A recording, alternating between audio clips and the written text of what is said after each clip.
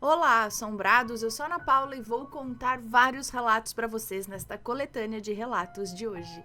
E aí, tudo bem? Espero que sim, que esteja tudo bem. Já vou pedindo para você não se esquecer de deixar o like no vídeo, não se esqueça de fazer aquela visitinha à nossa loja virtual, a lojaassombrada.com.br, e não se esqueça que tem caixa assombrada no mês de janeiro.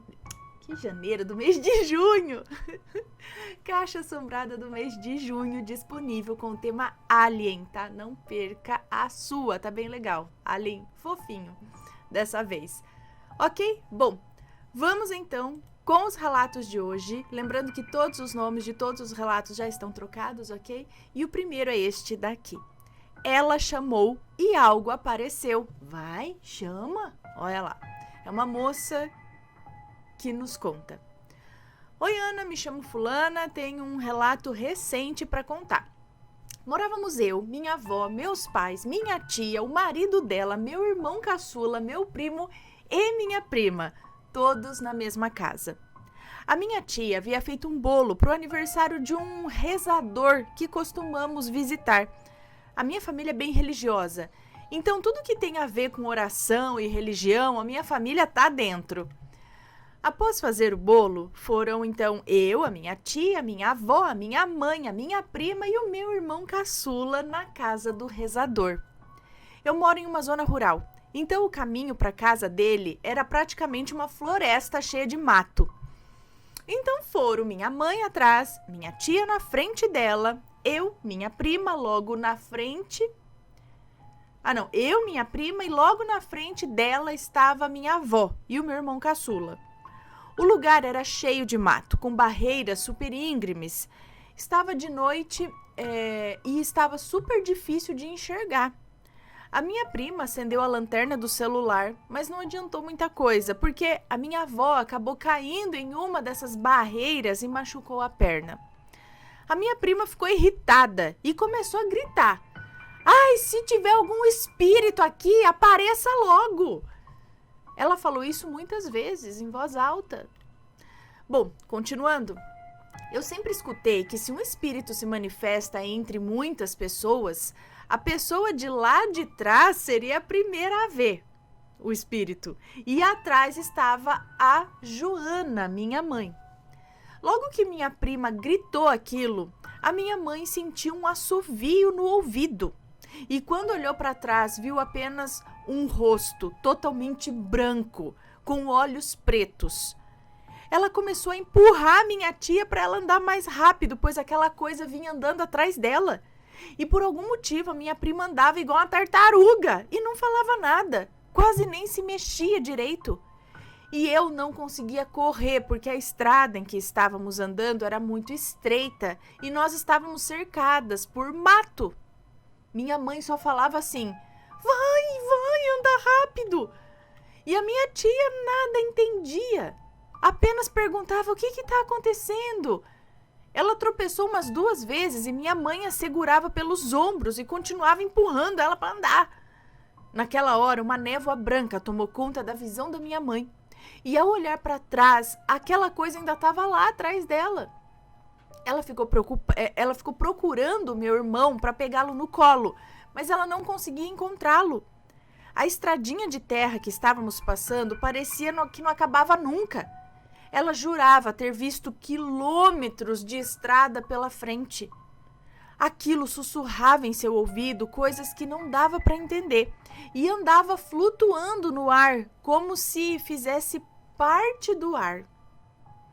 Minha mãe empurrava minha tia, que quase não andava, porque a estrada era bem estreita e eu estava na frente dela. Eu não dizia nada, mas sentia arrepios e uma energia negativa ali. Aquilo era tão angustiante que me dava vontade de vomitar. Mas eu não tive coragem de parar de andar enquanto eu escutava minha mãe empurrar desesperadamente a minha tia. Ana, eu te juro que aqueles 3 minutos de puro horror me fizeram jurar nunca mais pisar naquele lugar. Logo quando saímos daquela estrada estreita, a minha mãe olhou para trás e aquela coisa simplesmente virou e foi embora. Tipo, agora você vai, né? Virou e foi embora. Suspirei de alívio quando vi casas, quando vi pessoas depois daquela floresta acabar. Depois que saímos de lá, a minha mãe estava com os cabelos arrepiados, com uma expressão de pavor, de medo. Ela permaneceu calada por um tempo, mas logo melhorou quando chegou na casa do tal do rezador. Eu nunca ia imaginar isso, ver minha mãe, uma mulher tão corajosa e destemida como ela, daquele jeito. Somente um tempo depois, a minha mãe conseguiu nos contar o que viu aquela noite. E foi isso, Ana. Um beijo pra você, obrigada. É que a gente tem uma visão da mãe da gente que ela não tem medo de nada, que ela enfrenta tudo e tal, mas não é bem assim. Ela também tem seus medos, suas fraquezas, não é?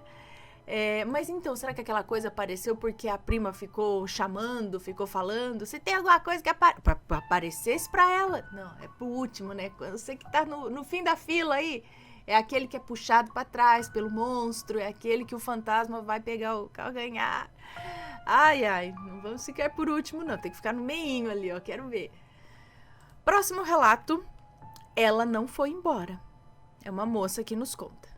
Oi, Ana, eu sou a fulana e vou contar aqui um relato que aconteceu com os meus pais e alguns outros membros da família. Vou contar como se fosse a minha mãe falando para ficar mais fácil. Então, ok, agora é a mãe dela contando. Há alguns anos, por volta ali do ano de 2003 e 2004, eu conheci um cara muito bonito numa festa. Ele era dançarino e eu fiquei encantada por ele. Chamei ele para conversar, perguntei o nome e ele disse que se chamava Anderson. Nos aproximamos e em pouco tempo começamos a namorar. E já fui morar com ele, com a mãe dele, com a irmã e com a amiga da mãe dele, a Maria. Tudo ia muito bem. Até que um dia, que eu não me lembro exatamente qual, encontraram a Maria morta em casa. Tá, foi uma morte violenta. Eu não quis ver, pois eu queria guardar a memória dela enquanto viva. Fizeram a perícia e tudo mais e descobrimos que ela sofreu muitas agressões até o momento de sua morte. Tudo isso lá em casa. O que me impressiona é a vizinhança que não escutou nada. Enfim, nas unhas dela encontraram vestígios de pele, ou seja, ela tentou lutar contra alguém e arranhou essa pessoa. A polícia continuou investigando para chegar até o culpado. O Anderson auxiliou na investigação com muita dor. Rafael, o marido da minha sogra, Rafael, o marido da minha sogra, o Bruno, um amigo da família também, ajudou também, todos muito abalados com o acontecido. Preparamos o velório, a cidade era pequena, ela conhecia várias pessoas e muitas foram se despedir. E isso a polícia investigando. No outro dia, nós nos preparamos para o sepultamento, um momento de muita tristeza, e tivemos aqueles 5 minutos para nos despedirmos. Mas a polícia chegou e mandou o Bruno, aquele que havia auxiliado nas investigações, tirar a camisa. E as costas dele estavam toda arranhada, em carne viva. Ele recebeu voz de prisão ali mesmo e todos ficaram surpresos. Então pensamos, agora ela pode descansar em paz. Mas é agora que o sobrenatural começa. Fomos para casa e a primeira noite foi tranquila. Dormimos e acordamos bem cedo no dia seguinte. Foi aquela tristeza, pois Maria não estava mais ali e nem ia voltar. Às 9h30 da manhã era o horário que a Maria saía para trabalhar. E às 8h30 da manhã sempre escutávamos o chuveiro ligar, pois ela tomava um banho para se arrumar para então ir trabalhar. Dito e certo, às 8h30 da manhã nós ouvimos o chuveiro ligar e estávamos todos na sala. Ficamos com medo, é claro, e fomos todos juntos ao banheiro para desligar o chuveiro. O meu marido, Anderson, era um bandista. Fez ali algumas orações e tudo se acalmou. Passamos o dia tranquilo, mas com aquele medo. E o Anderson era o único homem da casa, já que a minha sogra havia se separado há alguns dias. Mas naquele dia, Anderson havia me dito que ia trabalhar. Ele era DJ e ia fazer um evento em um sítio bem longe. E eu resolvi não ir, pois não estava com a cabeça para festas. Chegando à noite, ele me deu um beijo e saiu. Eu, minha sogra e minha cunhada ficamos em casa, fizemos a janta e, conversando, citamos o ocorrido do chuveiro. Minha sogra disse que a alma de Maria poderia estar perturbada. Enfim, depois da janta, nós nos deitamos. Em nossa casa tinha uma escada de 2 degraus, de madeira. Quando a Maria chegava do trabalho, nós sempre sabíamos, pois a escada sempre fazia barulho. E naquela noite não foi diferente, nós ouvimos o barulho. Ficamos com medo, fomos dormir na casa da vizinha, e foi assim por algum tempo. Toda vez que o meu marido saía, nós íamos para lá, para a vizinha. E de lá sempre ouvíamos coisas caindo e pratos quebrando em casa. Uma noite fomos para a casa dessa vizinha, mas dessa vez esquecemos os lençóis e os travesseiros. Ficamos com medo de buscar, de voltar para buscar, porém tínhamos que ir. Chamamos os filhos da vizinha, Maicon e Mateus, para ir conosco. Eles foram bagunçando, dizendo que se aparecesse algum fantasma eles iam para a luta e tal. Chegamos lá, pegamos o que tinha que pegar, mas nessa hora o engraçadinho do Maicon falou: "Esse fantasma é muito fraco." Nessa hora o travesseiro que ele estava segurando voou para longe. As coisas começaram a cair. Nós saímos correndo de lá, mas algo puxava ele. Tentamos com muita força puxar ele de volta e conseguimos. Desde esse dia, ele nunca mais brincou com essas coisas. Depois de um tempo, tudo voltou ao normal. Não ouvíamos mais nada, nem acontecia mais nada. Tudo tranquilo. Porém, tínhamos a certeza que o que vimos ali foi algo sobrenatural. Bom, assim a minha mãe me contava. Não só... Ah, tá, agora acabou. Era a mãe dela contando, não é verdade? Agora é a moça de novo aqui, ó. Bom, assim a minha mãe me contava, não só ela, mas a minha tia e a minha avó também. Eu morei nessa mesma casa a minha vida inteira praticamente, porque depois de um tempo minha avó construiu uma casa na frente dessa. Minha tia se casou e foi embora, minha mãe, meu pai e eu ficamos na casa. Eu sou muito sensitiva, sempre senti uma energia estranha nessa casa e vi muitas coisas também, mas aprendi a conviver com isso.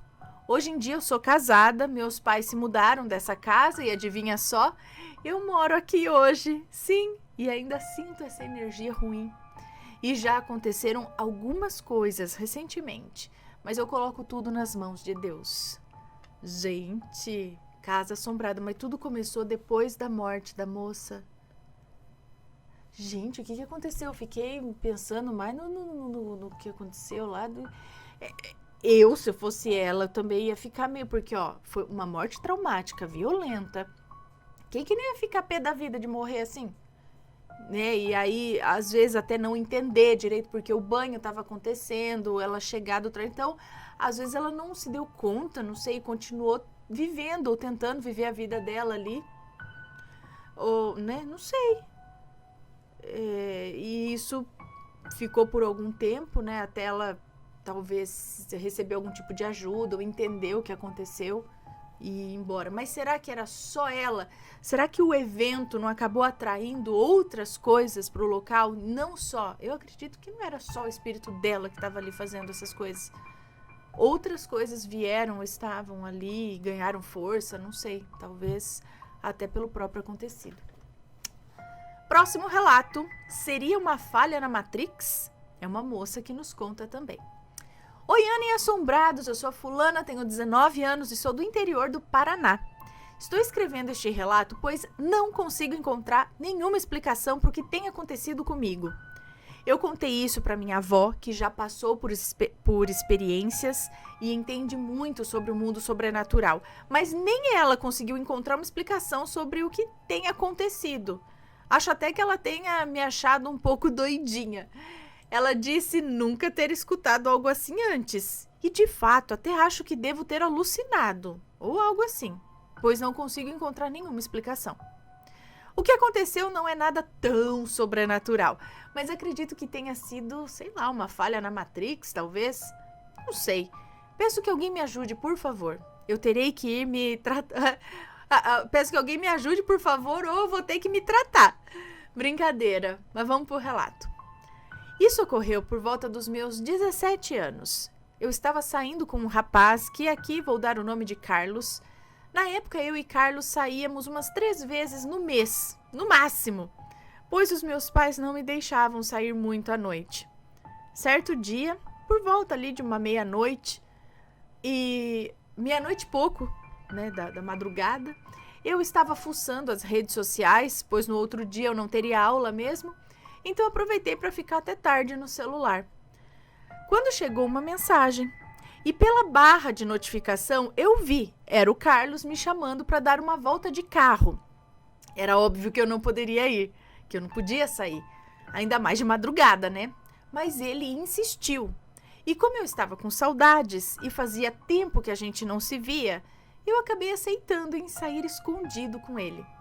Ele me pegaria na rua de cima da minha casa, para se caso algum vizinho fofoqueiro estivesse acordado, né, não percebesse que era eu pulando o portão de casa.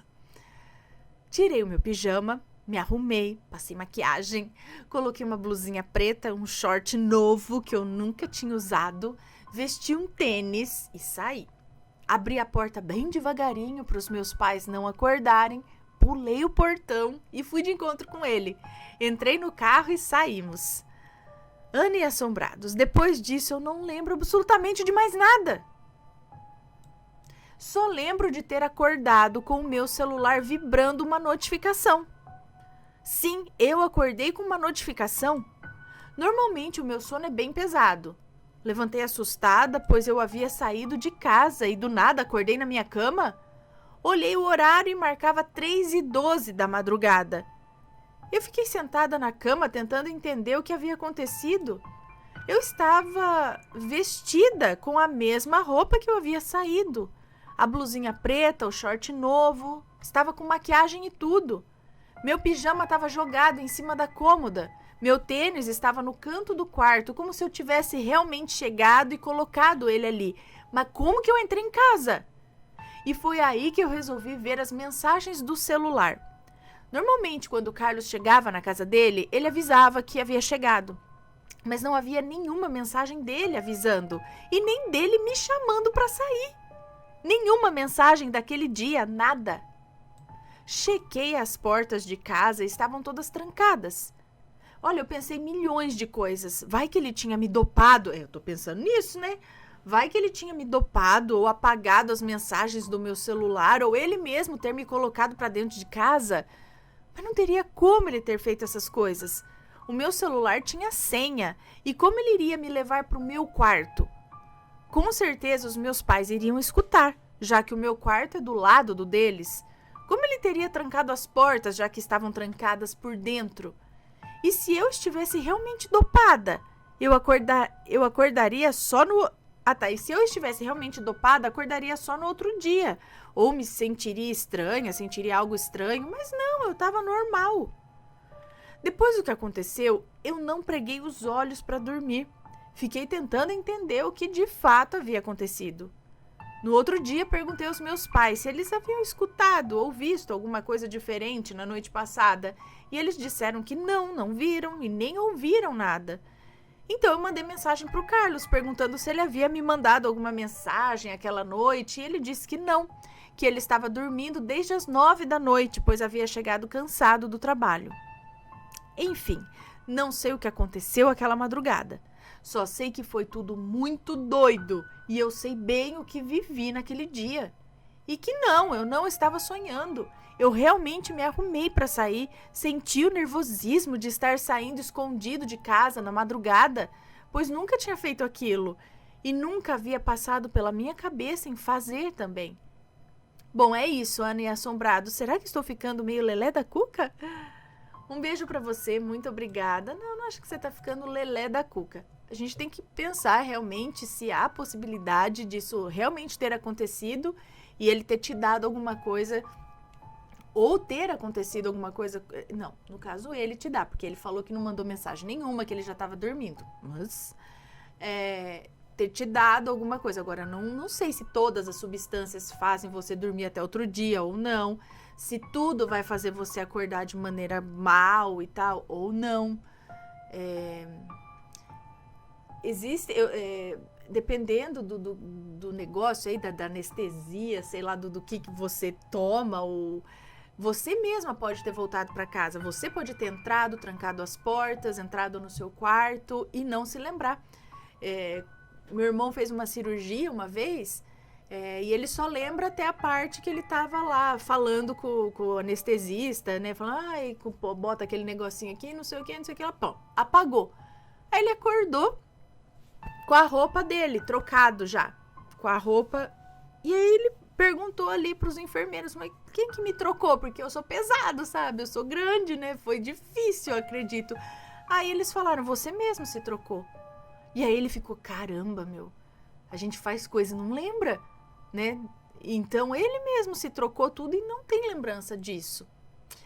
Quando eu também estava indo para fazer cirurgia, eu lembro que, assim, vagamente de alguma coisa, e depois o médico falou que eu fiquei falando sobre o canal com o anestesista, contei não sei o que, falei não sei o que, ele falando os assuntos, eu falei, cara, eu falei tudo isso?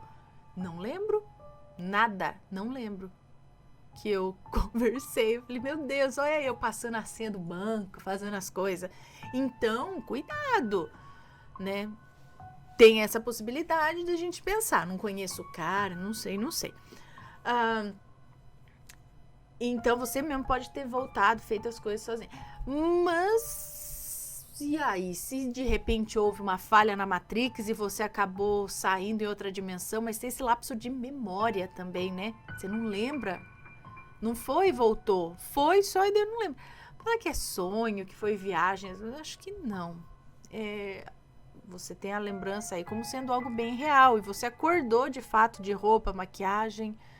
Não sei, pessoal. O que vocês acham? Realmente, será que tudo isso aconteceu numa outra dimensão, né? Numa outra dimensão, uma falha na Matrix. O namorado dela mandou mensagem, pegou ela, tudo e de repente voltou pro lugar?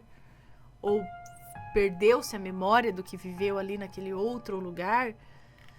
Bom, questionamentos. Próximo relato, uma noite de terror. E é uma moça também que nos conta. Oi, Ana e assombrados, me chamo fulana e contarei hoje a história de quando eu fui cuidadora de uma senhorinha. Tudo começou quando eu me formei em enfermagem. Como eu não tinha experiência nenhuma na área e era começo de pandemia, estava difícil arrumar emprego na cidade que eu morava. Sendo assim, comecei a procurar emprego de home care, cuidadora de idosos, para pegar experiência.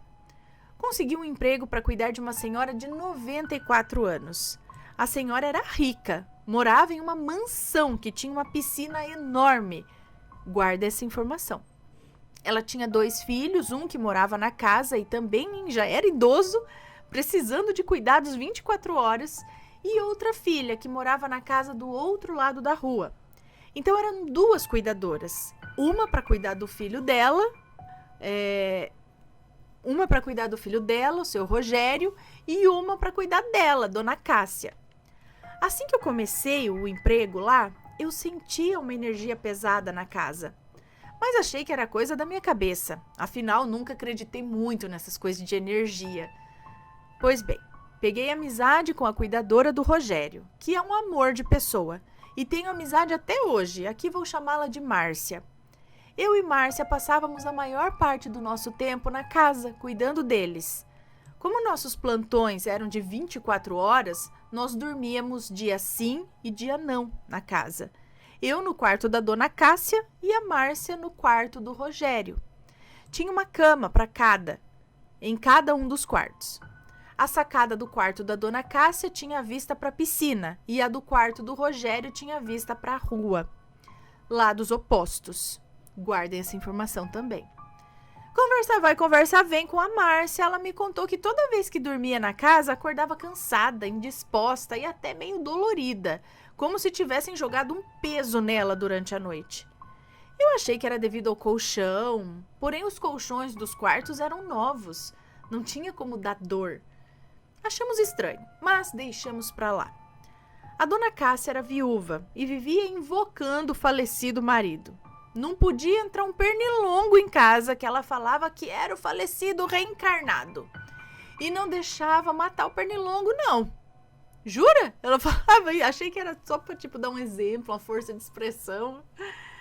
Pois dia vem, dia vai, e eu comecei a ficar intrigada com aquela piscina.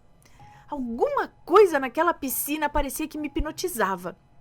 Eu sentia que algo me chamava para dentro da piscina funda de água cristalina. Se eu caísse lá, eu ia morrer afogada, porque além de ser muito funda, eu não sabia nadar direito.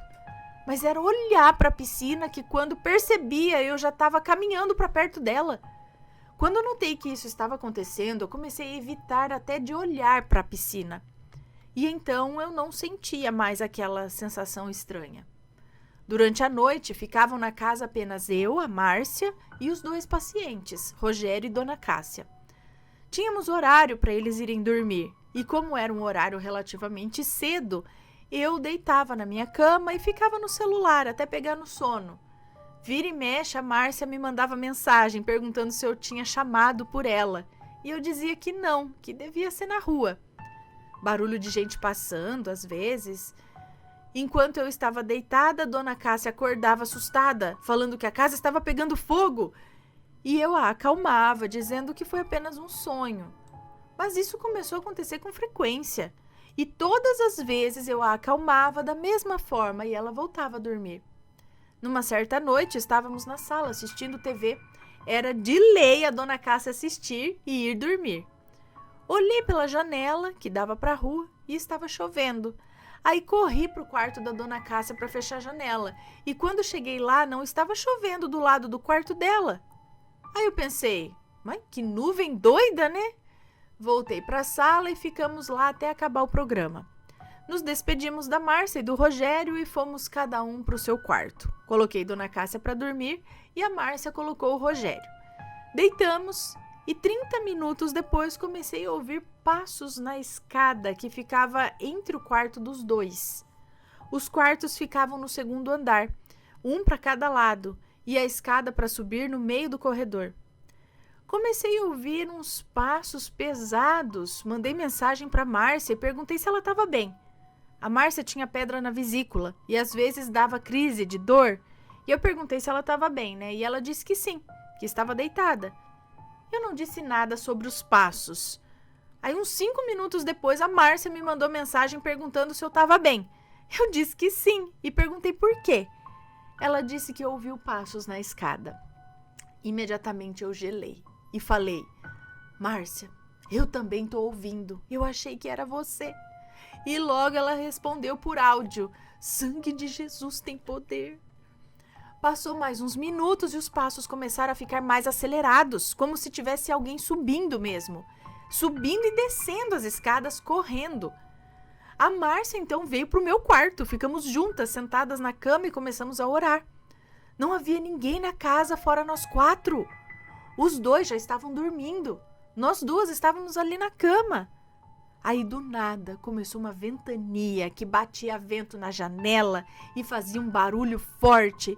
Eu e a Márcia morrendo de medo já, orando. E aí eu falei, Márcia, se a Dona Cássia acordar, ela não vai gostar de te ver aqui e de ter deixado o Rogério sozinho no quarto dele, né? E ela, morrendo de medo de ficar sozinha lá, me disse, então você passa para a beira da cama que eu vou deitar do seu lado e se ela acordar, ela não me vê aqui. Bom, passou uns minutinhos, a Dona Cássia virou apenas a cabeça para o meu lado, com os olhos meio abertos, meio fechados, e disse com uma voz estranha, coitado do meu filho, sozinho naquele quarto com eles. Com quem? Com quem, Dona Cássia? Que só tá nós aqui, tá todo mundo aqui. Quem tá mais? Tá lá, né? Ana, nessa hora eu gelei.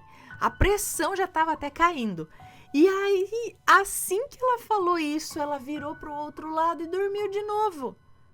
Nessa hora, o alarme da casa disparou e tava aquele vendaval que começou do nada. Eu e a Márcia descemos pro térreo para desligar o alarme que ficava na lavanderia. Apertamos várias vezes e nada desse alarme desligar. Eu tava desesperada, a Márcia orava enquanto apertava o alarme e foi nessa hora que eu dei um grito. Jeová, socorro! Ana, imediatamente o alarme silenciou. Os passos na escada pararam e até o vendaval parou. Eu e a Márcia nos olhamos, as 2 já sem cor de tanto medo. Voltamos para o quarto e os 2 estavam dormindo tranquilamente. Naquela noite, nem eu nem a Márcia dormimos.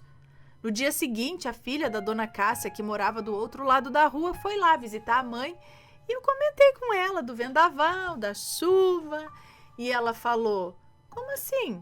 Não teve nada disso ontem à noite. Eu engoli seco, tipo o seu Madruga, sabe? Engoli seco. Depois desse dia eu pedi demissão. Nunca mais pisei naquela casa. Nem eu, nem a Márcia.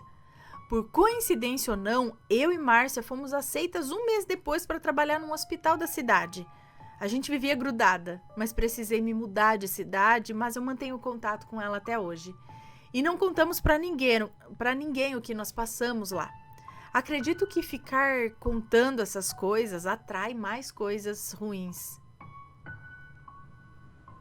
Ixi. Lembranças ruins. Bom, Ana, esse foi o meu relato. Um beijo pra você, muito obrigada. Então, será que era... Bom, 94 anos. Será que ela atraía isso de tanto falar do marido, né? Ficar... Será que são espíritos que estão lá já aguardando, sei lá, de repente pra, né? A senhora, será que é assombrada mesmo? Sei lá, por quê? Mas de repente, né? Por que se passa, escuta a gente correndo? Essa chuva, esse vendaval.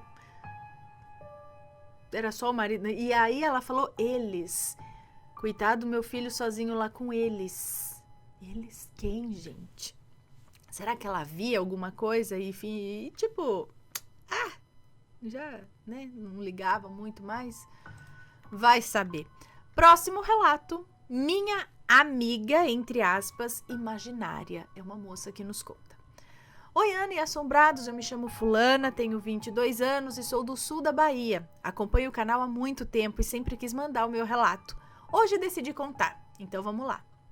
Tudo começou quando eu ainda era criança. Os meus pais me contam que eu conversava e brincava o tempo inteiro com uma amiga imaginária. Eu a chamava de Ciene.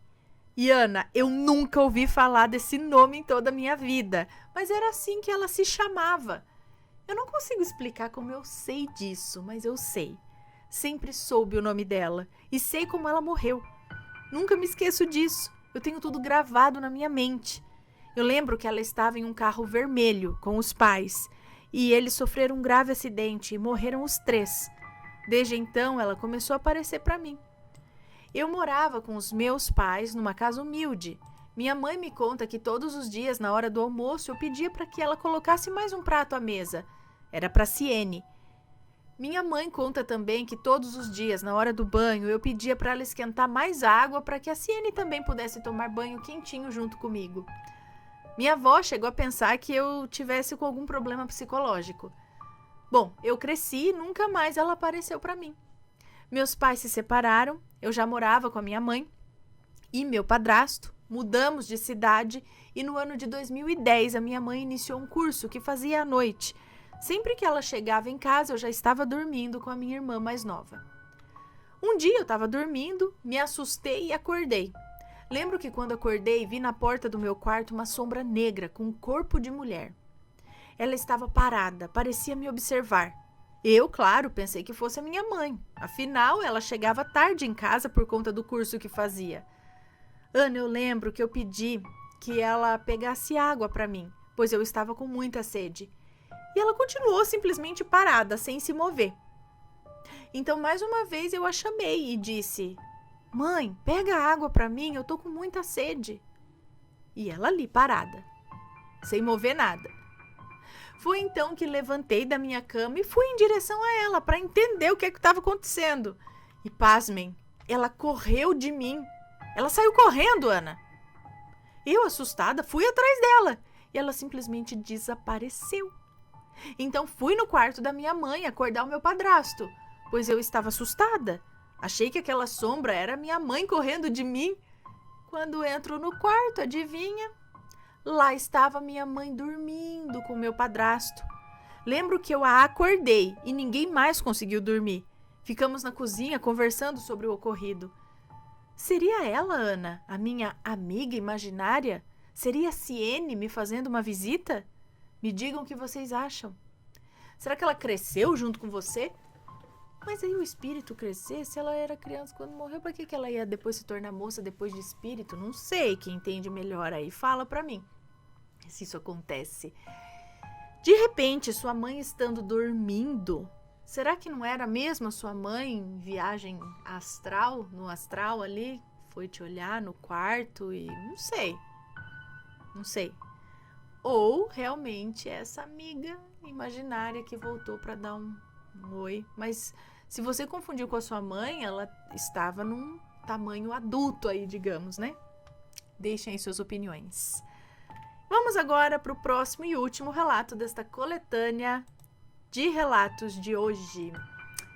Então vá para o inferno! Esse é o título do relato, é uma moça que nos conta. Oi, Ana, Matheus e Assombrados, meu nome é Fulana. O relato que vou contar aqui aconteceu com a minha mãe. E agora é ela contando. Então agora é a mãe dessa moça aqui contando a história. Olá, Ana, me chamo Regina. E quando eu tinha 14 anos, lembrando que todos os nomes são todos fictícios, tá? Quando eu tinha 14 anos, me mudei de uma fazenda para outra. Nessa nova fazenda, eu com meu pai e meus 6 irmãos, sim, a família é bem grande. A minha mãe já era falecida fazia 2 anos, o que fez meu pai se mudar daquela fazenda. Bom, a família se baseia então em meu pai, Antônio, minha irmã número 1, Mariana, eu, Regina, Lia, Pedro, Diana e Valdir.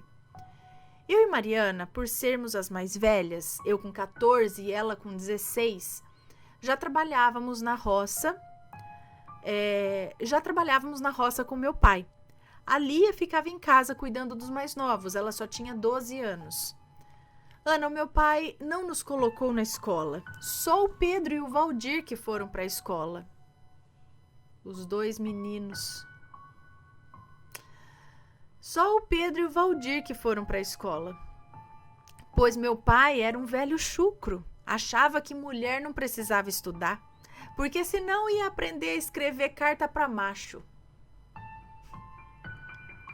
Olha só que grande absurdo.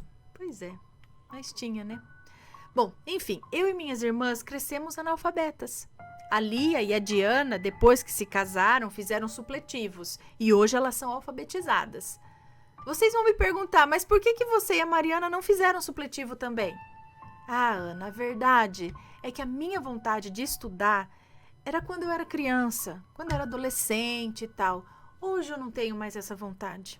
Mas voltando aos meus 14 anos... porque o foco é aqui. Então, Ana, assim que me mudei daquela fazenda, logo fizemos amizade com a vizinhança. Era uma colônia de 6 casas, todas muito grandes. A casa que me mudei era a primeira, ficava do lado de uma porteira e um grande pé de limão. Entre as 6 casas, a 4ª casa estava vazia, já fazia uns 8 meses. Entre as 6 casas, a 4ª casa estava vazia. Já fazia 8 meses que eu estava morando na fazenda e a casa continuava vazia. Já na roça, teve um dia que a minha irmã Mariana perguntou à dona Marta, que morava na última casa da colônia, por que aquela 4ª casa estava vazia até hoje. Isso porque as casas daquela fazenda eram todas bem conservadas. E aí a dona Marta respondeu assim: ai, minha filha, aquela casa é mal assombrada. Já faz muito tempo que eu moro aqui e todos que passaram a morar naquela casa não ficavam. Pois muitos contam que quando chegava a madrugada, escutavam o barulho de uma pessoa que andava pela casa arrastando chinelos, assoprando o fogão a lenha. Tem até um conhecido meu. Ele diz ter visto uma mulher no corredor. Ele foi o último morador daquela casa. Hoje ele mora na cidade vizinha. Depois desse ocorrido, a casa ficou trancada até hoje. Mas outras pessoas aqui da colônia contaram que já escutaram barulhos nessa casa em plena luz do dia. Ana, eu e minha irmã só escutávamos e olhávamos uma para a outra sem dizer nada. Quando chegou o final da tarde, já no caminho, minha irmã teve uma brilhante ideia e disse: vamos para aquela casa? Ver se a gente consegue ver alguma coisa? A tal da mulher, quem sabe? Ana, éramos duas adolescentes bobas que queriam apenas se divertir um pouco naquele fim de mundo, né? Inventamos para o nosso pai que iríamos até a casa da dona Nice, a costureira, que morava em outra colônia, para ver se a nossa costura estava pronta. Mas é claro que não era isso, né? E meu pai deixou, mas ele falou para a gente não demorar, porque tinha os nossos afazeres de casa, porque a minha irmã não dava conta de tudo, né? Meu irmão mais novo tinha só 4 anos e dava muito trabalho, devido à falta da minha mãe, né, que se foi tão jovem. Lembrando que as casas eram uma afastada da outra, não eram uma do ladinho da outra, igual é na cidade. Então, assim que o meu pai virou as costas, fomos até a casa. Algumas pessoas ali na colônia até chegaram a nos ver, mas não perguntaram nada. Rodeamos a casa, fomos pela porta da cozinha, tentamos entrar, mas não conseguimos, pois as portas estavam trancadas por dentro, com a tramela. Na força do ódio, a Mariana gritou: mulher do chinelo, mulher do chinelo, apareça, nós quer te conhecer, anda logo, a gente não tem muito tempo não. Ana, eu chorava de rir do jeito que a Mariana falava, mas tudo se manteve no maior silêncio. Resolvemos então ir embora, mas antes a Mariana falou assim: não quer aparecer? Então vai. Aí eu completei a frase. Ah, tá. A Mariana começou e ela completou a frase. Ela falou: ah, não quer aparecer? Então vai. Então vá pro inferno. Completei. E fomos embora debochando daquela situação. A noite chegou, como de costume. Tomamos um banho, jantamos, colocamos os pequenos para dormir e em seguida já fomos também nos deitar. Pois não tínhamos televisão, né? Então a gente dormia cedo. Só o pai que ficava ouvindo o seu velho rádio e dormia um pouco mais tarde. Ana, eu caía na cama e acordava só no dia seguinte, de tanto cansaço. Mas essa noite, para mim, mudou tudo. Já era bem tarde, eu não me recordo que horas, mas já era tarde. E do nada eu acordei. Eu dormia numa cama de casal, eu na frente, Mariana no meio e a Lia no lado da parede. Ana, assim que eu acordei, do nada, eu juro que eu vi uma mulher do meu lado, em pé, alta, dos cabelos longos e pretos, com um vestido azul claro e uma bengala na mão. Ela olhou para mim com um olhar de ódio e me disse: o que foi que eu te fiz para você me mandar pro inferno? Escuta aqui, garota, eu não te conheço e nem você me conhece. Eu não faço mais parte desse mundo, então me respeita. Ana, eu fiquei paralisada. Eu tentei gritar, mas a voz não saía. Do nada ela desapareceu como fumaça na minha frente. Então minha voz saiu. Eu dei um grito, mas tão grande, que eu acordei a família toda. Minhas irmãs deram um pulo de susto. Meu pai veio correndo até meu quarto e em seguida eu desmaiei. Acordei com meu pai passando álcool no meu nariz e os meus irmãos todos do lado sem entender nada. Ana, aí eu contei tudo o que aconteceu pro meu pai. Ele ainda me deu uns tapas e na Mariana também.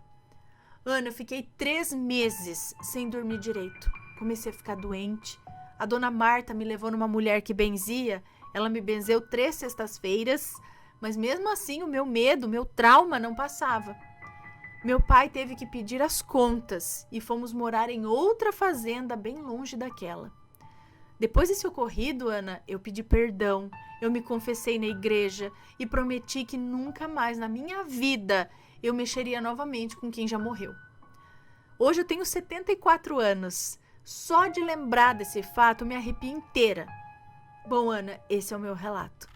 Um beijo pra você, muito obrigada. Então é o lance de zombar, né? De desrespeitar até. Mas é coisa de criança, né?